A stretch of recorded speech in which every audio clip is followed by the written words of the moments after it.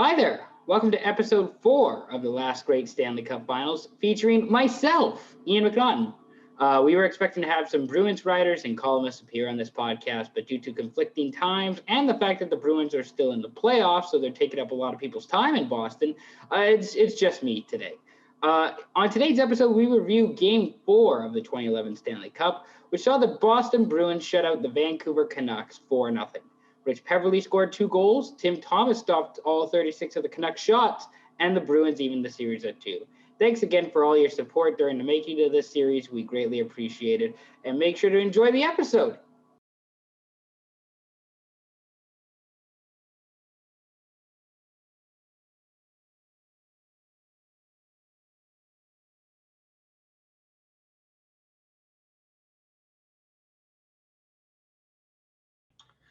Welcome back to episode 4 of the last great Stanley Cup Finals. My name is Ian McNaughton. I'm by myself today, which, not the most ideal circumstances, but also gives me time to practice on potting myself and working on my own, individual shows. Haven't done this in a while. Again, we're tackling Game 4 of the 2011 Stanley Cup Finals, which the Boston Bruins defeated the Vancouver Canucks in 4-0. It was a terrific game, fun game. One of the most entertaining games in terms of physicality. There's a bit of goal scoring involved, kind of some weak net minding. We'll get into that later on. But I'm going to hit you with some fun facts, some fast fun facts anyways. Pretty much my favorite fun fact in this game, in Game 4, was the fact that Corey Schneider, he's the Islanders' third goalie, I believe, as we record this. Corey Schneider got more time on ice than Mason Raymond and Chris Higgins in Game 4. Schneider had 15 minutes, 45 seconds of ice time. Higgins had 13 minutes, 11 seconds, and Raymond had 14 minutes and 18 seconds. The Bruins we're back at home. They got Bobby Orr waving a Nathan Horton flag because obviously Nathan Horton had a severe injury from the Aaron Rome hit in Game 3. I say it's a fun fact now because of maybe not so fun fact because of Bobby Orr's political opinions, stance. Because I think in the last election he supported Trump in the States, which, fair enough. I guess you're allowed to support whoever you want, but it's not a great look for Bobby Orr and the Bruins now, kind of 10 years later in hindsight. Also, another fun fact from this game was the fact that they were back on versus because pretty much how it's set up with I don't know how it's exactly set up with NBC and NBCSN now in the NHL, but essentially the NHL had to deal with versus, where versus would show game 3, 4, and 5, I believe, on versus, and then every other game 1, game 2, game 6 and 7, if needed, was going to be on NBC. So this, instead of being on NBC, instead of being on network television, we were on versus. We were on cable, which was originally OLN back in the day, like the Outdoor Living Network, and then it became versus, which now versus is NBCSN, and now NBCSN is closing up shop at the end of the year. So how ironic, how interesting that everything comes full circle. What do I know? I'm just telling you, the game was on versus in the States. It was on CBC in Canada, of course, because every big game seems to be on CBC in Canada before the Rogers deal. Also, fun fact, Bruins time on ice in that regard, Gregory Campbell, Colin Campbell's son, he had more time on ice than Patrice Bergeron, David Krejci, Brad Marchand. Now, granted, those guys had some penalties. Marchand had some penalties in the game. But I thought it was fascinating. Gregory Campbell had the sixth most ice time if you include Tim Thomas. Fifth if you don't include Tim Thomas. Yeah, so that was cool. Those are really the fun facts I have from the game. I'm gonna do yeah. So the scoring in the game was essentially all Bruins, 4-0. Rich Peverley scored 11:59 into the first period on a nice play from Krejci and Zdeno Chara. The other part of the issue with the Peverley goal was the fact that Raffi Torres was covering. I'm not exactly for who. I'm going to say Keith Ballard, but don't quote me on that. Raffi Torres was covering on the defensive zone in the neutral zone, and he got caught out of position terribly by Rich Peverley. And then Rich Peverley went and beat Luongo on kind of a breakaway. Beat him 5-hole. Not a great goal if you're Luongo, and also not a great defensive play if you're Raffi Torres. Tough luck. So in the second period, the Bruins score again. This time from Michael Ryder, his 7th of the postseason from Sagan and Kelly. Kind of a weird goal. It kind of looks like it dips on Luongo a little bit. Might have taken deflection off Sammy Salo's stick, but it basically just went under Luongo's glove. Not a great goal to give up. Again, if you're Luongo or the Canucks defense, not good at all. That goal from Ryder would put the Bruins up 2-0, 8:49 left in the second period. Also, kudos to Tyler Sagan, who we were talking about earlier on the series, as someone who is struggling to get ice time. Got ice time, and he managed to get an assist. So kudos to Tyler Sagan for contributing. Later on in the period, matching 4-on-4 penalties leads to another Bruins goal. This time, it's Brad Marchand who's getting credit for the goal after kind of a weird play from the Canucks defense, a turnover from Ballard, and he gets kind of tripped by Marchand. The puck comes back out in front. Marchand with the backhand puts it over top of Luongo's shoulder. Luongo gets a little bit of a piece of it, but it's more just it's probably going up anyways. And the Bruins lead 3-0 in a little over midway through the second period. By this time, again, it's kind of like a repeat in Game 3, where the Bruins they have momentum. They're just crushing it. They're cruising. They're rolling. Whatever cliche you want to use, the Bruins are doing that, and they are just making the Canucks pay. That's Marchand's 8th goal of the postseason. Wonderful work 4-on-4 from Marchand and Bergeron. And the Bruins, they got a comfortable 3-0 lead. Here goes through, Game 3 all over again, as the Bruins are just in control. We'll skip ahead down to the third period to finish off the goal scoring, because Rich Peverley gets the there it is. So Rich Peverley gets the 4th goal of the game for the Bruins. So it starts with Lucic coming down the wing, makes it a nice move on Bieksa. He throws it in front, backhander, and it goes off Peverley and in. Just a weird goal. Shouldn't have gone in, but it went in. Luongo tries to play it off his stick. It goes off Peverley into the back of the net. And at this point, it's 4-0. The route is on. The Bruins are leading heavily. They're controlling play. The Canucks have no idea what to do. So Peverley gets the Bruins' 4th goal of the night. They review it in case there's any sort of kicky motion or if it was punched in or whatever. But it's a goal. The Bruins are ahead 4-0. It's Peverley from Lucic and Krejci.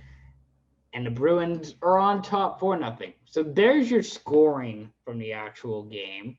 Now we're going to move to another category I have called A Penny for Your Thoughts, where I bring up kind of what ifs from this game specifically and how it might impact the rest of the series. I'm going to start with, I think, Roberto Luongo and the goaltending, because if you watch these last 2 games, you notice how the goaltending and the defense has just been pathetic compared to the first two games of the series, where Luongo was shutting down everything. He was making big stops. It was quite noticeable in game three, where Luongo essentially got the WAD treatment and played the whole game. And then game four, Luongo got pulled in favor of Corey Schneider, who would go and play the 15 minutes, the final 15 minutes of the game. I wonder if I don't know if Vancouver wins either one of those games in Boston if they have better goaltending. I think it helps. I think it could improve their chances of winning and their odds of winning, but I'm not totally sure that I'm not totally sure that they get one, certainly not two victories. By going to play in Boston. And then that's kind of the follow-up to that too was the lack of offense. What if the Canucks actually got some goals where they had a combined one goal through these two games in Boston, game 3 and game 4. That one goal, I believe, came from, I want to say it was Mason Raymond, but I can't remember off the top of my head. Let me just check. Yannick Hansen, that's correct. So you got no goals from Henrik, you got no goals from Daniel, you got no goal from Burrows, no goals from Kessler in those two games. It kind of like the Toronto Maple Leafs effect now as we record this, where your best guys didn't show up when it mattered most on the road with an opportunity to eliminate the Boston Bruins. They could have swept them. We talked about it in the first episode about how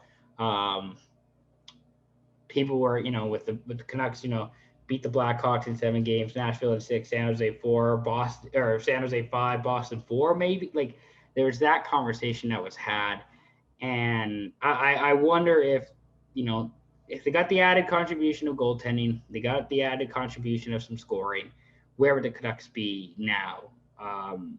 Would they feel more confident heading into Boston in Game 6? And we'll talk about Game 6 later on, but it makes you wonder a bit.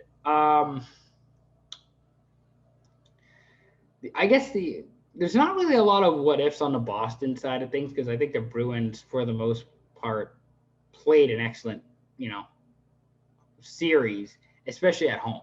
I think when it came to playing at TD Garden, they excelled.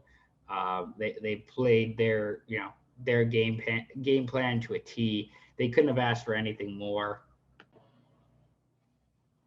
Yeah, I think if you're the Bruins head coach Claude Julien, you couldn't have asked for anything more from this team in the 2 home games that you had. You were kind of hoping that it would change a little bit on the road, and it did a Game 7 of it. We'll get into that later on, but you can't. If you were Boston, you were wanting to play more like that, how you played in games 3 and 4 in game 1 and 2. But now you've evened the series. Now it's 2-2. You've evened the series. You're going back to Vancouver. You still have an opportunity here to win the series. You just came back. It's a brand new series, really, and that's why for the Bruins, I don't really have a lot of what ifs. Even if Nathan Horton is back in, I don't know that it makes a lot of a lot of change happen. Like I don't think Nathan Horton was really the difference between the Bruins winning or losing some of these games. I think he was more that inspirational, giving the team a reason to play for type of person, especially after being injured. Sure, the Bruins would have loved him, but I don't think the Bruins needed him. They sure looked like they didn't need him, but they came out strong. They came out playing terrific. You gotta love what the Bruins have done here in the last 2 games in Game 3 and Game 4. So not really a lot of penny for your thoughts when it comes to the Bruins. Dave Bolin, best moments of the game. I kind of think the the Orr waving the Horton flag would be cooler if not for Orr's political, uh, views and who he's rooting for. It kind of has a bit of a bad taste now in 2021. But anyways, that's not the point. Um, I mean, I like Lucic dangling Bieksa on the fourth goal for the Bruins, and then that's actually kind of cool considering, we talked about Milan Lucic in game 2, and he was obviously never much of a skill player, never has been, probably never will be, and yet he just deked out Bieksa to make the fourth goal happen. So that was pretty nice. I do appreciate. So there's two incidences that can be classified as good or bad depending on how you look at it. I'm calling them. I'll call the second one bad, but the first good one was uh, basically Tim Thomas giving Alex Burrows the biggest hack to the leg I've ever seen from a goalie.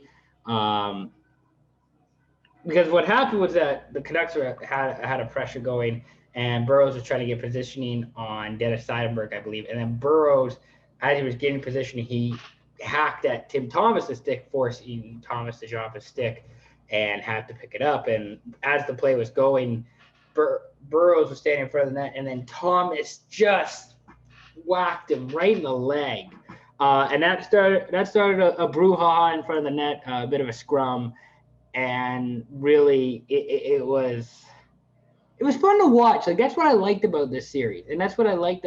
That's what I like about playoff hockey is the intensity, the battles, the never back down mentality, and I get that now in 2021 we have more of an eye on player safety, and we'll try to look out for the players, but sometimes especially if you're Burrows in Vancouver and your team's playing like shit, you just need kind of the fucking wake up call and the let's get at it. Let's if we're gonna do this, we're gonna do this. You want to fight me, I'll fight you. And eventually Seidenberg took Burrows down, so it wasn't really much of a fight. But I thought it was kind of cool. I thought it was really funny. I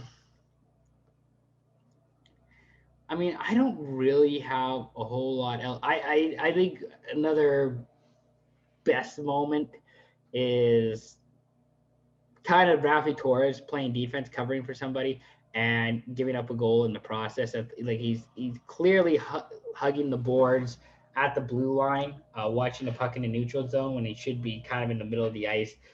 Poor defensive positioning. Even he's not a defender, so I can't totally blame him.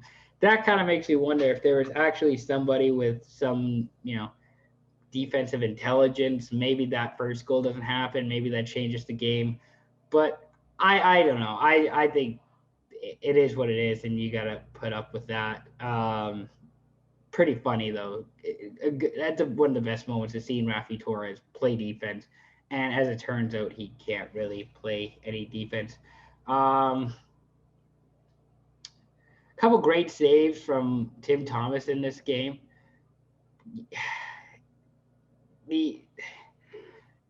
Thomas was so good in this entire postseason for the Bruins, and I think here's the thing: the Canucks I think were okay with getting stuff. Like they want to obviously get the puck past them, but if you stop it, you stop it. Like it's basically your best against my best, and we're going head to head to see who's the best. I think what really got to the Canucks by this time, because in game 3, we didn't mention it in the last episode, but in game 3, Thomas pretty much interfered Henrik Sedin as he was skating by to get the puck in front of his net, and Thomas just gave him the two-handed shove. So then in game 4, when Burrows hacks Thomas, and then Thomas hacks him back even harder, yeah, you can probably understand that there's going to be some frustration on the Canucks side. I don't know. I just think that's kind of what pissed off the Canucks a bit too in these last 2 games, was the fact that there was an active goalie and someone who wasn't afraid to challenge them physically compared to the Luongo was not really that goalie in this series. It's certainly not to the same level that Tim Thomas was. That's not quite just who Luongo was. That's not who he was as a player, and that's what Thomas was like for most of his career. So good on Tim Thomas. It helped the Bruins win. I think. I think it frustrated the Canucks quite a bit. Um, those are really the best moments I have from this game. I'll go to the Steve Smith worst moments from this game. So there's a play. There's a play. Where is it here? It's before, yeah. So it's before the Thomas hack on Burrows, where Marchand is getting a penalty because who did he go after? Was that, I can't actually tell who that was. Who was Jason Garrison? I believe it was. Marchand was getting a penalty for, I think, roughing or holding Garrison, and then as he touched the puck in the corner when the play was over, he's getting a penalty. He basically just went down and basically just bridged Sedin the other way, going into the boards. It's a really dangerous play. I'll probably share it on the Instagram, kind of just to point out what I'm talking about. But it's a bridge play. It's a really awkward play by Marchand, a very dirty play. Which again added to the intensity of this series because as we saw in game one, we saw the Burrows biting incident. Game three, we had the Horton hit and we had the Thomas shove on Sedin. Now we've had this Marchand going really low on Sedin and then Thomas hacking Burrows. Like now, like it's amping up quite a bit. Just the intensity, the competitiveness between all these players trying to win the Stanley Cup. And part of it, I think, too, was the fact that Chicago was like this a little bit. Vancouver had not seen a team like the Boston Bruins in terms of just physicality, intensity, just mean to play against, absolutely mean to play against, especially in a place like Boston. I mean, Boston and Chicago were kind of the same. Nashville, it's not like playing a game in Nashville, it's not like what it was 10 years ago. There's just a nastiness about going to the Garden and having to play the Bruins that I don't think the Canucks are prepared for and ready to take on. And that's part of why you see them, getting outscored 12-1 in their first two games at the Garden. So the Marchand play, I thought was a bad moment just because of the fact it's a dirty play. It's an unnecessary play. That's where it's plays like that where Brad Marchand gets his reputation. He's changed a bit as a player. He's adjusted his game a bit, which is nice. But that's why somebody like Brad Marchand gets a horrible reputation from a lot of people within hockey and in the NHL community because of the fact that he does stupid shit like just bridge a Sedin, like a low hit check to the Sedin. With 2 minutes and 30 seconds left in the third period and they're up 4-0, it's just unnecessary, really. So, yeah, I mean, I can't think of any other worse plays outside of that in this game. It was, for the most part, I thought just a really fun game to watch. Both teams were physical, both teams were competitive. You had a couple dirty plays, but I mean, you're going to have that in the playoffs. We're seeing it now in 2021. We're seeing dirty plays, missed calls. Some teams who like to play the physical style, some teams who don't like to play the physical style. But that's just how we do it in 2021. I think it seems like. Finally, I'm going to talk about Pierre Maguire, NBC mic checks. There's a couple of calls in this game